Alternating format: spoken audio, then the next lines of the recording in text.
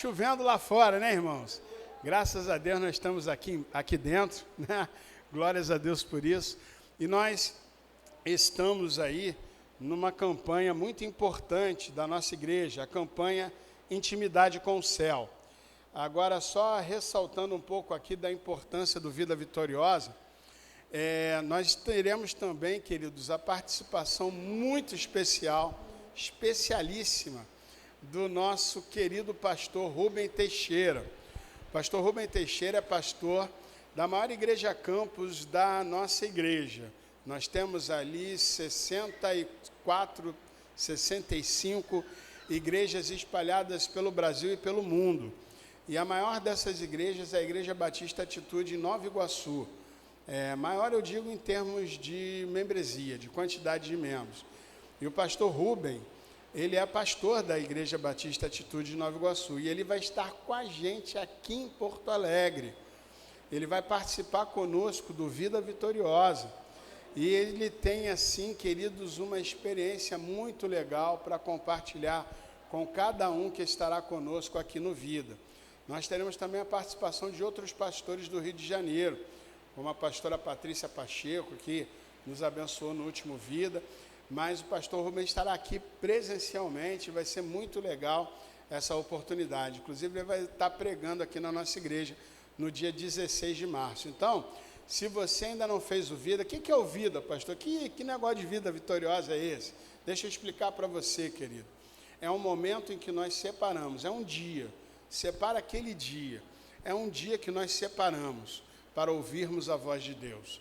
É um dia que nós separamos para estarmos na presença do Senhor.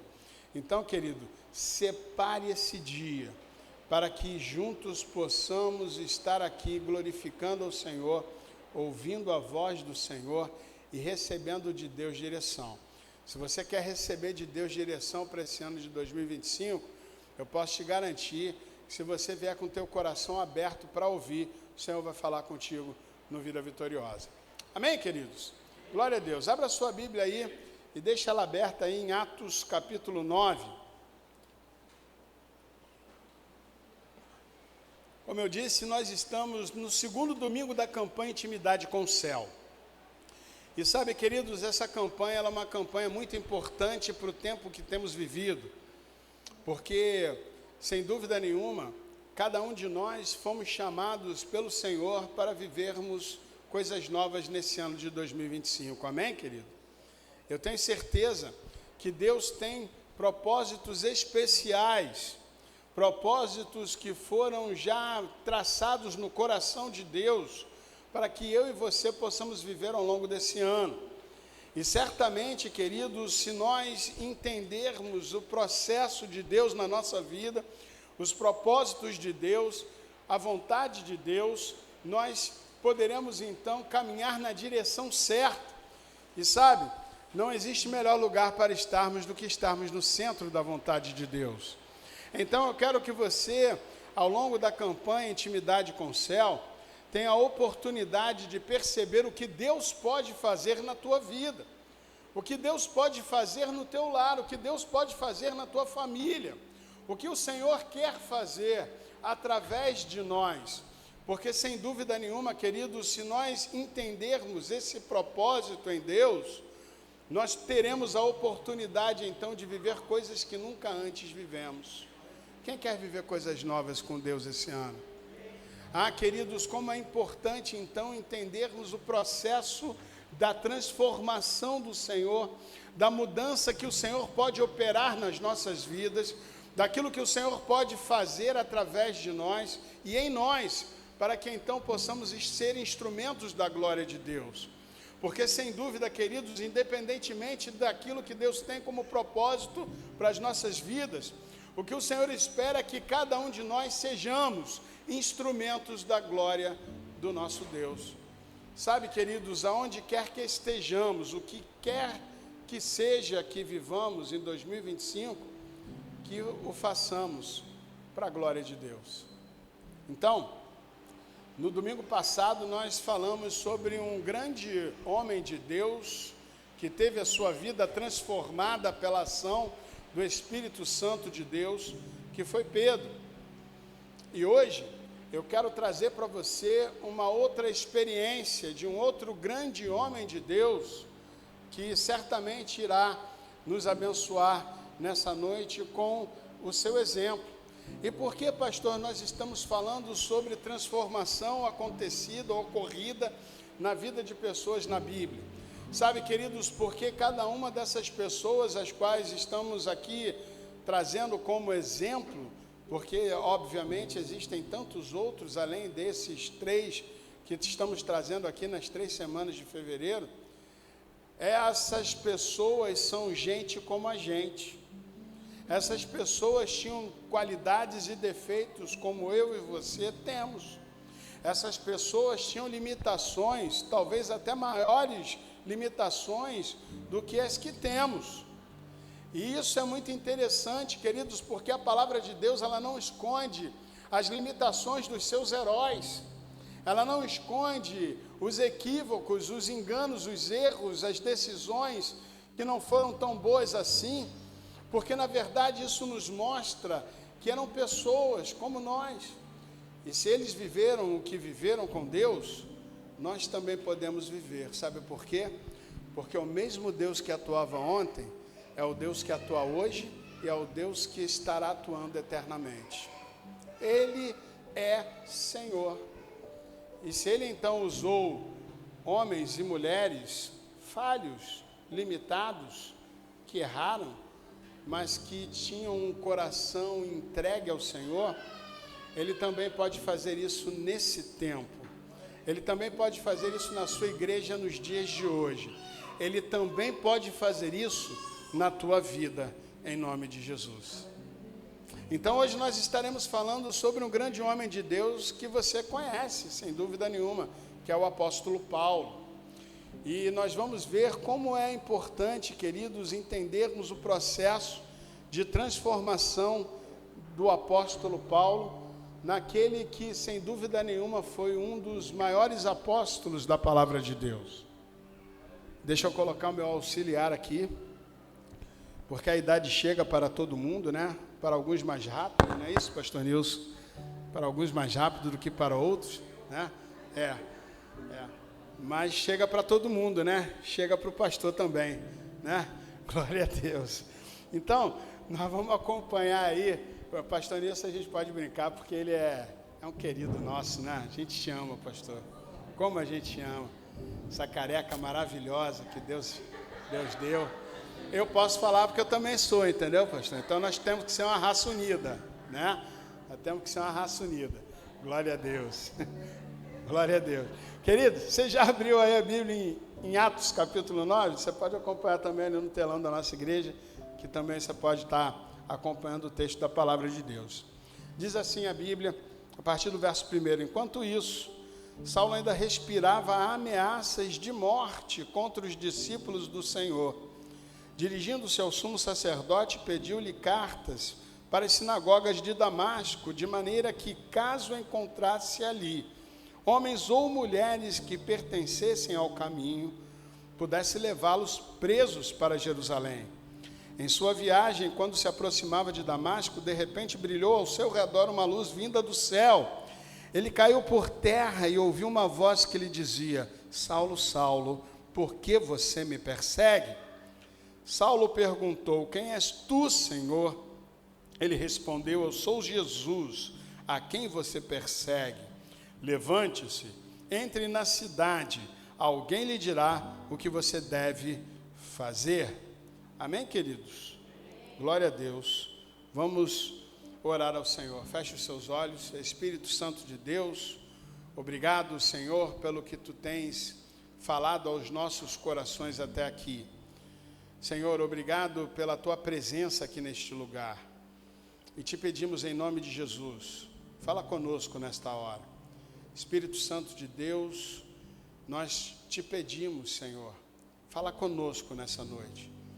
Tanto nós aqui no presencial, quanto aqueles que estão acompanhando o culto online.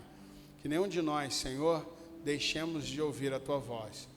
Mas que não sejamos apenas ouvintes, mas praticantes da tua vontade. Que assim seja em nome de Jesus. Amém e amém. Sabe, queridos, Saulo foi um homem muito especial dentro do contexto do propósito de Deus para o início da igreja. Em primeiro lugar, porque foi ele o apóstolo dos gentios, apóstolo esse que não caminhou com Jesus ao longo do seu ministério nessa terra, já que ele se converteu após a morte, ressurreição e ascensão de Cristo. Mas ele era apóstolo de Jesus, assim como os demais apóstolos, porque ele fora chamado diretamente por Jesus. E os apóstolos, eles verdadeiramente eram aqueles que foram chamados para o propósito diretamente por Cristo. Então, o apóstolo Paulo, ele foi chamado diretamente por Jesus, nesse contexto aqui, do livro de Atos, capítulo 9, conforme lemos aqui na palavra de Deus. E na verdade, queridos, nesse momento que lemos aqui de Atos 9, nós vemos aqui, presenciamos aqui exatamente o momento em que Saulo é verdadeiramente transformado pela ação de Jesus. Agora deixa eu comentar um pouco com você acerca de quem era Saulo. Na verdade, queridos, o apóstolo Paulo, que conhecemos antes, tinha o nome de batismo, de nascimento dele, né? Era Saulo. E esse homem era um homem que tinha muitas qualidades. E sabe, queridos, interessante é a gente perceber que para sermos usados pelo Senhor, o Senhor usa aquilo que nós temos. Ele usa aquilo que somos, as nossas características, o nosso jeitinho de ser, as coisas que acumulamos como experiência de vida, aquilo que vivemos, aquilo que experimentamos. E muitas vezes, aquilo que hoje nós entendemos como sendo motivos talvez de tristeza, ou motivos de arrependimento, ou motivos de vergonha, na mão do Senhor são transformados em motivos de glorificação ao seu nome. Sabe, queridos, muitas vezes coisas que vivemos antes de Jesus são ressignificadas em Cristo, são lavadas no sangue do Cordeiro e se tornam ferramentas através das quais o nome do Senhor é glorificado através das nossas vidas. Sabe, queridos, muitas vezes o nosso testemunho de coisas que vivemos pode proteger pessoas, abençoar a vida de pessoas, encorajar pessoas a viverem o extraordinário em Deus. Sabe, meus amados, aquilo que nós temos como propósito de Deus, certamente passa pelo fato daquilo que experimentamos como pessoas. O Senhor te usa do jeitinho que você é, com todas as circunstâncias que te cercam e que te envolvem, com todas as características, com a sua personalidade, o Senhor te usa, o Senhor te abençoa, o Senhor constrói um propósito para ti com aquilo que tu tens. Isso é muito importante entendermos, porque muitas vezes nós vemos o nosso passado como algo que precisa ser apagado ou esquecido ou enterrado. Mas, na verdade, queridos, o nosso passado, quando entregue nas mãos do Senhor, se torna motivo de glorificação ao seu nome. Porque tudo aquilo que vivemos, tudo aquilo que somos, tudo aquilo que temos nas mãos do Senhor, é para a honra e glória do seu nome. Amém, queridos? Foi assim com Saulo. Saulo era um homem com muitas qualidades. Ele era alguém que havia sido preparado desde a tenra juventude, desde da meninice, desde quando era pequeno, novinho, para ser um doutor da lei no seu tempo, na sua época. Saulo estudava a Torá, a Bíblia judaica, desde criança, de tal maneira que já na adolescência ele conhecia os textos bíblicos de cor. Isso porque era uma das exigências para que alguém se tornasse um fariseu, um doutor da lei. Mas Paulo não era apenas um fariseu. Alguma coisa?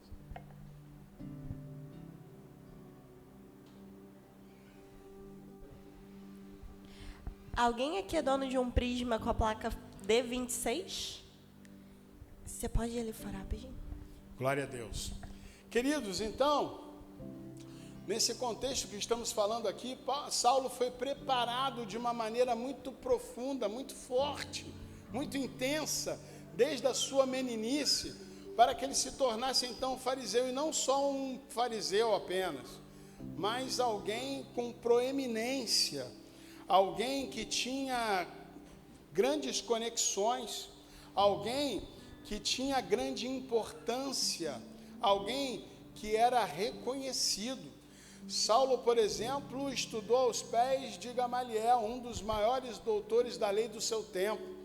Aliás, a palavra de Deus registra Gamaliel como sendo um dos homens que estavam presentes no Sinédrio, quando o conselho dos judeus estava avaliando se deveriam ou não perseguir os cristãos. E Gamaliel, na época, então, trouxe uma palavra de sabedoria, dizendo: olha, outros já se levantaram, se esses que são conhecidos como do caminho forem também algo que não seja de Deus, terminará, mas se for de Deus, prosperará.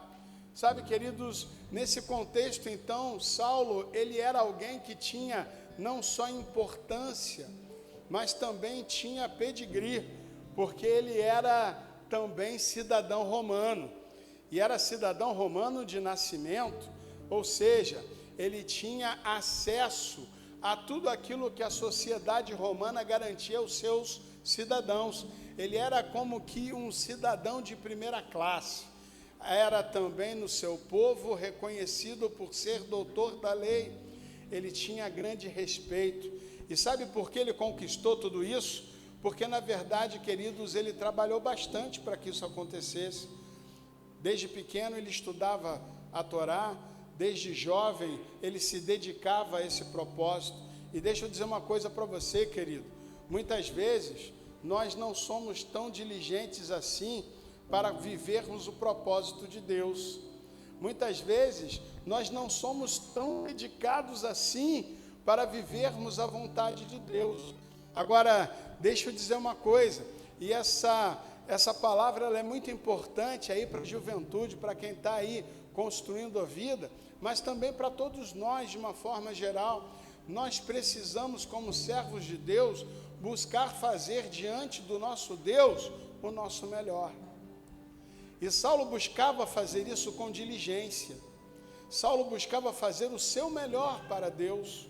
E sabe, queridos, quando Saulo estava ali estudando a Bíblia, quando Saulo estava ali praticando as normas da lei de Moisés, quando Saulo estava ali praticando, fazendo os atos de culto ao Senhor, que estavam ali nas festas judaicas de acordo com a lei, Saulo fazia da melhor maneira que ele poderia fazer. Ele fazia com grande diligência e com grande dedicação, de tal maneira que a sua vida, de uma forma geral, foi sendo colocada como de dedicação exclusiva a esse propósito.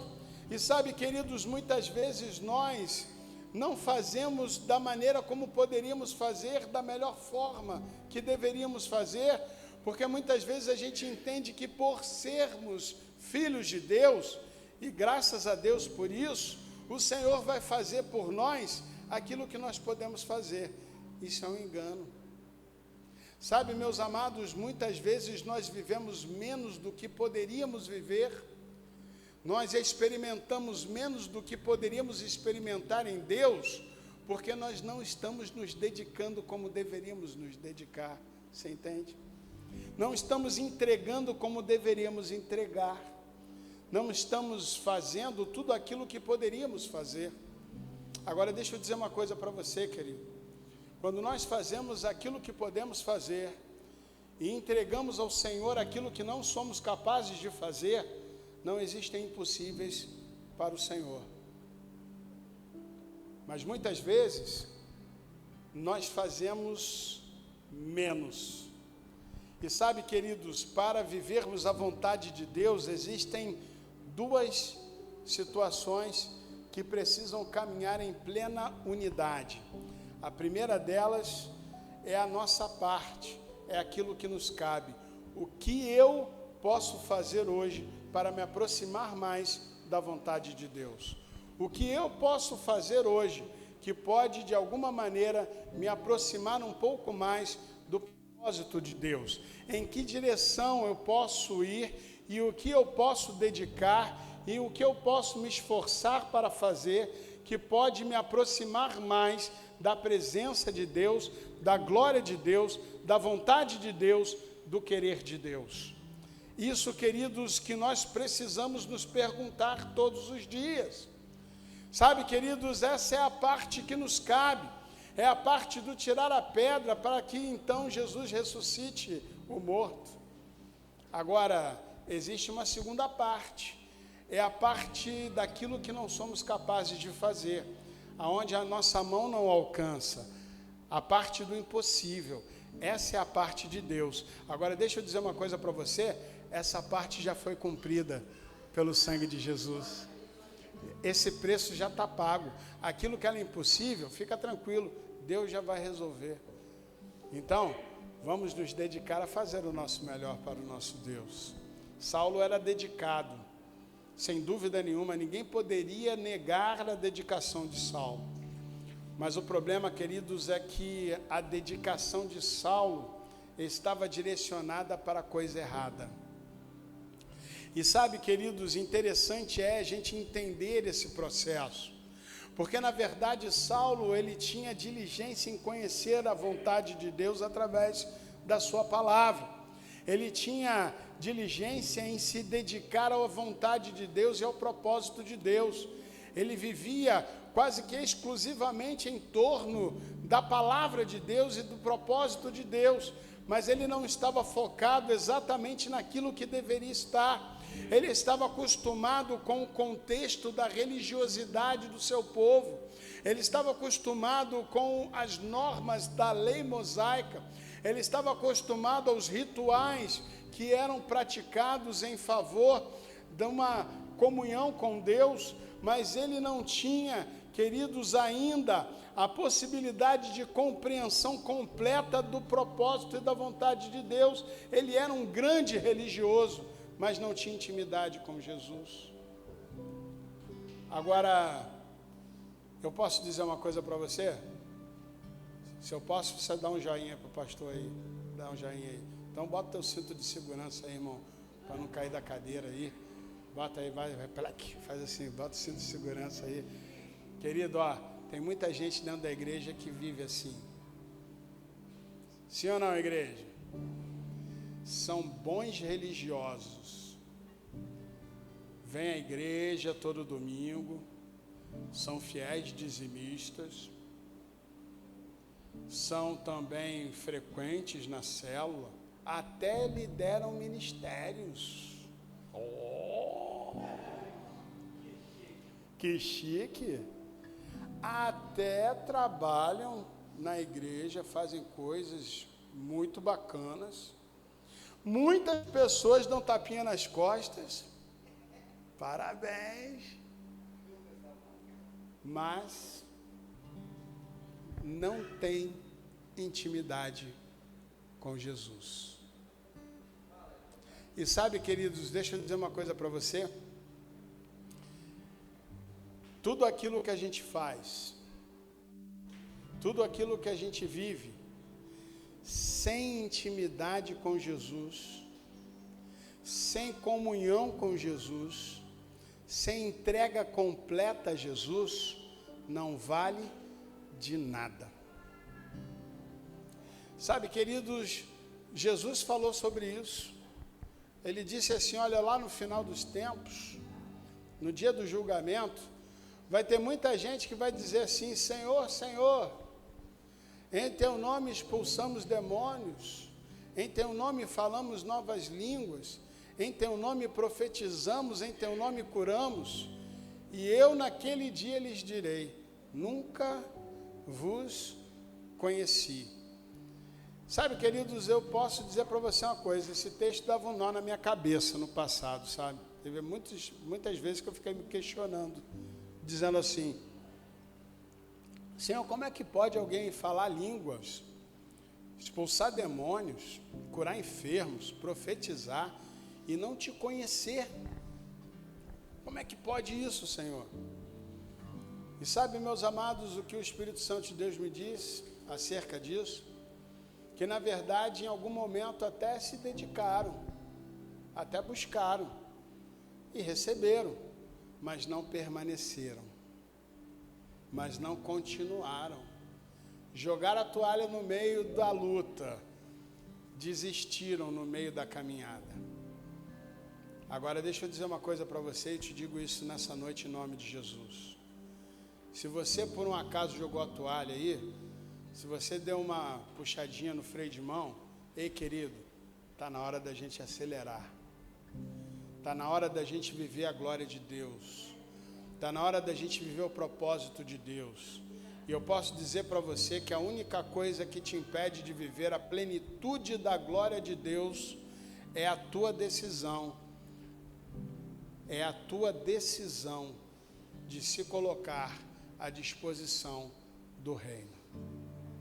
Sabe, queridos, Saulo era muito diligente e responsável, mas ele ainda não conhecia a Jesus. Agora, o momento em que Saulo conhece a Jesus, é esse momento que você leu comigo aqui em Atos capítulo 9. É nesse momento que Saulo estava respirando desejo de matar os cristãos. E sabe por que isso? Porque ele entendia que os cristãos, na verdade, eram hereges. Estavam proclamando um falso Messias. Estavam proclamando alguém que, na verdade, não era um enviado de Deus. Saulo não acreditava que Jesus era filho de Deus, que Jesus tinha vindo ao mundo, morreu e ressuscitou para a salvação de toda a humanidade.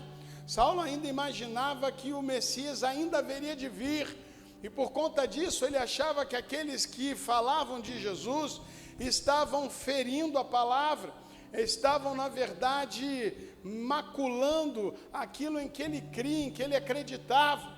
E sabe, queridos, ele muito diligente, ele percebeu então que deveria lutar contra isso, que deveria lutar contra aqueles que eram do caminho, porque ele não cria que Jesus era verdadeiramente o Filho de Deus. Ele assistiu à morte de Estevão. Sabe, queridos, ele guardou a roupa daqueles que o apedrejaram, e logo na sequência então, ele pediu uma autorização para ir a Damasco, para buscar e caçar e tentar encontrar todo crente que tivesse por lá para prender. Mas no meio daquele caminho, ele se encontrou com Jesus. E sabe, queridos, uma luz brilhou. E ele não entendia quem era que estava falando com ele. E ele dizia, então, quem és tu, Senhor? E Jesus disse, eu sou Jesus a quem tu me persegues. Naquele momento então, queridos, a ficha de Saulo caiu. Naquele momento então, ele começa a entender que aquilo que ele estava vivendo, aquilo que ele estava, pelo que ele estava dedicando a sua vida, os anos de preparação, tudo aquilo que ele viveu, estava na verdade equivocado. Porque ele imaginava que o Messias ainda viria, quando na verdade o Messias já tinha vindo, quando na verdade o Messias já tinha caminhado nesta terra, quando na verdade o Messias já tinha morrido, já tinha ressuscitado, e a salvação já estava disponível, não somente aos judeus, mas a toda criatura. E sabe, queridos, quando Saulo entende e compreende isso, é quando ele se encontra com Jesus, quando aquela luz brilha no caminho de Damasco, e quando ele então ouve a voz de Jesus. E eu, em nome de Jesus, peço ao Senhor nessa noite, que cada um de nós possamos ouvir a voz de Jesus, possamos perceber que Jesus é o caminho, a verdade e a vida, e possamos entender que com Jesus nós já somos mais do que vencedores. Porque muitas vezes, queridos, nós paramos, muitas vezes, queridos, nós desistimos, muitas vezes nós desanimamos, muitas vezes nós nos questionamos, e eu quero que você saia daqui encorajado para viver aquilo que você nunca viveu antes com Deus. Porque na verdade, queridos, nós, quando tomamos posse dessa verdade, aquilo que temos, aquilo que somos, aquilo que fomos, nas mãos do Senhor, se tornará instrumento da glorificação do seu nome. E sabe, meus amados, Saulo ali naquele momento, então, começa a passar por um processo de transformação.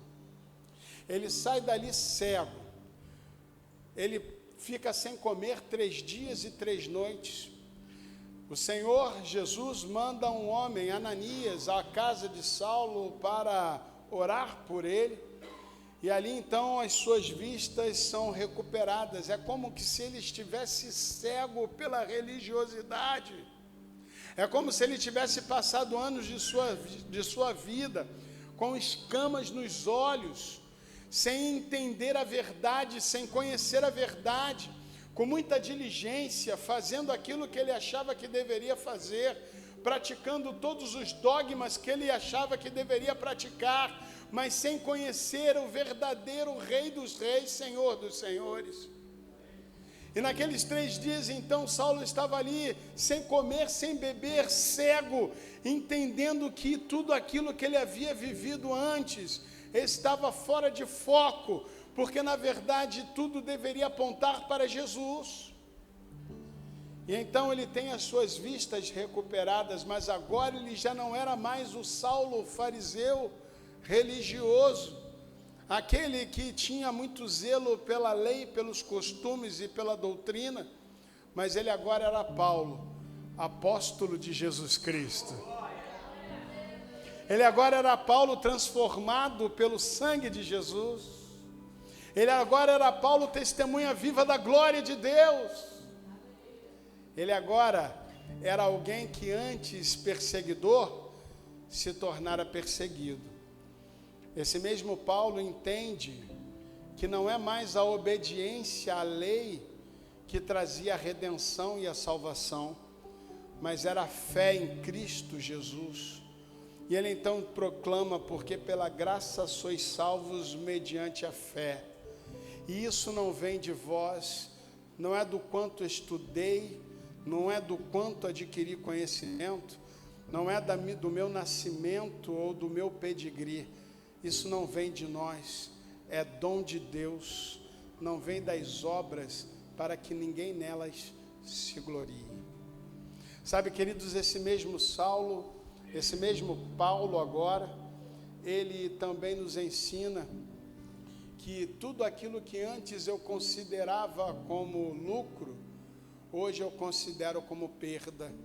Tudo aquilo que antes eu considerava como de grande valor, hoje eu considero como esterco. Sabe, queridos, esse mesmo Saulo, ao final da sua caminhada, ele declara: combati o bom combate, acabei a carreira e guardei a fé. Sabe, queridos, esse mesmo Jesus está aqui nesse lugar nessa noite e já traçou para ti um propósito. E talvez no teu coração você possa dizer: mas é muito difícil, pastor, porque eu estou tão agarrado com tanta coisa, com tanta situação na minha vida.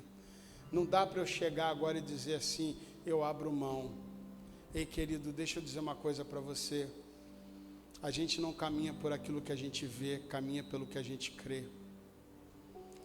E essa decisão precisa ser uma decisão irrevogável, definitiva, que entregue não só partes da nossa vida, que entregue não só a parte social da nossa vida, mas entregue a nossa vida e o nosso coração por completo nas mãos do Senhor.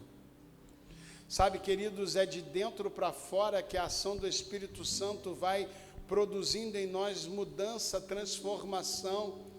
E agora já não somos mais aqueles que éramos antes, mas agora somos novas criaturas em Cristo Jesus. E sabe, querido, talvez você já tenha passado por esse processo de salvação. Talvez você esteja caminhando na direção da vontade de Deus, mas o Espírito Santo de Deus está falando ao teu coração nessa noite, que ainda existem coisas de fariseu no teu coração, que ainda existem coisas de dogmas no teu coração, que ainda existem coisas de práticas no teu coração que precisam cair por terra para que então o teu coração seja inflamado pela presença da glória de Deus, para que então você abandone e deixe de lado os paradigmas que norteavam a tua vida até então, para viver novos propósitos com o Senhor. Porque na verdade, queridos, se fizermos mais do mesmo, viveremos os mesmos resultados, mas o que Deus está nos chamando para viver são coisas novas, para a honra e glória do seu nome. E isso não vem de nós, é dom de Deus. Entrega o teu caminho ao Senhor, confia nele, e o mais Ele fará. Se o Senhor transformou a vida de um religioso aferrado às coisas que cria, e transformou a vida desse homem a ponto dele entender que toda a lei que ele diligentemente seguia fora cumprida em Jesus, e que agora, através de Jesus, havia um novo caminho mais excelente, ora, por que não faria na tua vida também? O Senhor pode transformar a tua história. E nós podemos viver esse ano como o ano mais extraordinário das nossas vidas. Não pelo dinheiro que vamos ganhar, não pela casa que vamos comprar, o carro que vamos comprar, isso aí é bobagem, irmãos. Claro que nós precisamos ter tudo isso. E aqui ninguém fez voto de pobreza, não. E não é isso que Deus quer de nós. Ele quer que nós sejamos a melhor versão de nós mesmos, naquilo que experimentamos e vivemos. Mas que a gente jamais perca o foco daquilo que verdadeiramente é importante. Termos intimidade com o céu. Que assim seja na tua vida, em nome de Jesus. Você pode fechar os teus olhos nessa noite? Eu quero colocar a tua vida diante do Senhor.